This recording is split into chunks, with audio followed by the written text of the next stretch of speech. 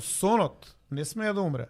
Ако може овој утето со знамења на голема Албанија, ќе имам исто такво, ако не и поголемо право да зборувам за сонот за Република Македонија. Ние не смееме да го заборавиме сонот и тој ќе се согласам скроз, но ние мораме да имаме и други соништа. Јас би да ја видам Македонија кај што имаме $100,000 по глава на жител. Која Република Македонија ќе влезе во Европска унија, автоматски ќе бидат сите три дела во Европска унија. Тогаш останува на силината на културниот идентитет и колку е јак нашиот идентитет, толку и ќе не има. А имаме посебност, имаме уметност, имаме корење. Сега да те прашам. Имаше Груевски понудено една идеја околу излагањето на однато, но Нова парадигма. но нова парадигма беше тоа, така се Не знам која. Па уште тогаш кога се членувавме во НАТО, неговиот предлог беше Македонија да си го врати името, тогаш кога ние ќе станеме равноправна земја членка на НАТО, што и не е далеко Европска унија. Да, и на Европска унија, Ама што тоа не не сме уште така. не сме уште на Европска унија. Што не е така далеко од разумот, бидејќи тогаш навистина можеш, но за тоа ти треба многу сериозна многу сериозни политичари, многу сериозна влада, многу капацитетни луѓе на тие позиции за да може да го... Не, сега за сега ги нема. Немаме така. Нема ни во најава. Инаку сонот не смее да умре. Не смее да умре сонот. Не смее да умре сонот.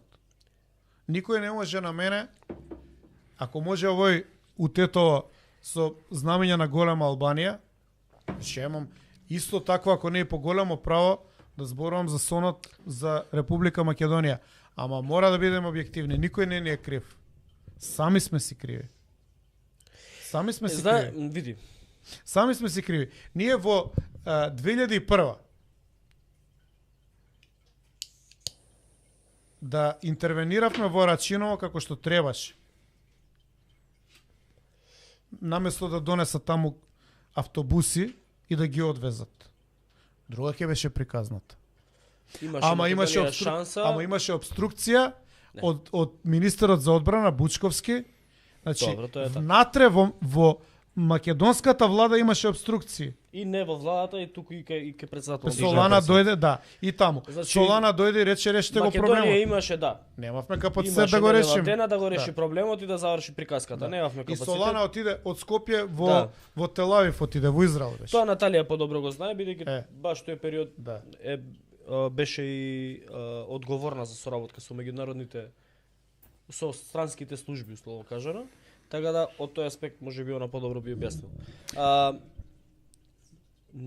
Ние не смееме да го заборавиме сонот и тој ќе се согласам скроз со тебе, но ние мораме да имаме и други соништа. Ние првин треба да ги решиме кошмариве што ни се секој не вие. Значи, а после да сонуваме. Јас би да ја видам Македонија кај што имаме $100,000 по глава на жител. Кај што имаме не 2 коридори, имаме 10 коридори. Преска гледав за Сингапур еден документарец, значи. Кај што неаме најсиромашна држава во Јужна Азија. Кај што неаме град у кој што квадрат е преска гледав. Ми се излезе на Facebook. 1850 евра квадрат во зграда кај поликлиника Јане Сандански. Кај што била 900.000-1200 евра максимум. Го видов тоа.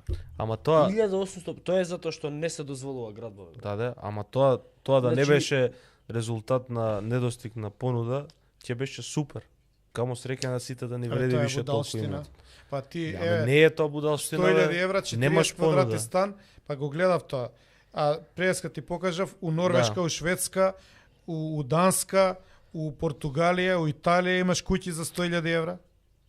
Ама Филип, со двор по 2000 квадрати. Ама тамо заради политика не ти кажува некој дали смееш или не смееш да градиш, ти кажува колку смееш, кој е за тоа сам да ти го кажам.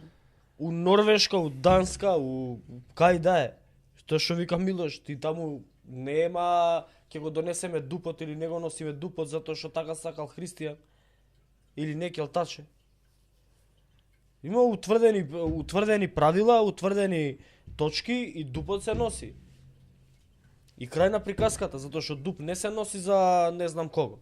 Дуп се носи за мене, за тебе, за него. За општо добро. За општо добро се носи дете на урбанистички план. Така. да направиш тераса, да направиш гаража, да не знам, да си направиш нов кров и така натаму и така натаму.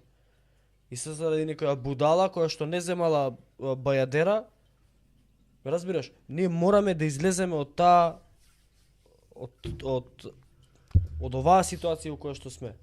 Вртење у круг, вртење у круг, вртење у круг. Значи ние немаме ништо поразлично последниве барем 7-8 години. Нема. Ништо. Не. Едниот дојде инат ке тера, другиот дојде инат ке тера, третиот дојде и тој ке тера инат. Рекет прават.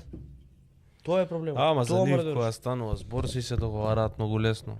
И Дали за било за поголема 78 плата, плата посто, Да. дали било за проекти Кривичен по општините, закон. кривичен закон. 30 милиона евра си лапна на без проблем. Да, Така лесно го виде како го освои лесно буџетот. да. Немаше никаков проблем буџетот да се освои. Прашање до Филип, реално ли е дека егесите ќе изборат автономија еден ден, може со устав од ЕУ да задржат грчко потекло и јазик, ама дали е возможно? Значи Македонија може да биде обединета само во Европска унија. И тој дел ќе добие автономија со македонски јазик. После што ќе се случи, не можам да предвидам, можам да дадам моја мислење.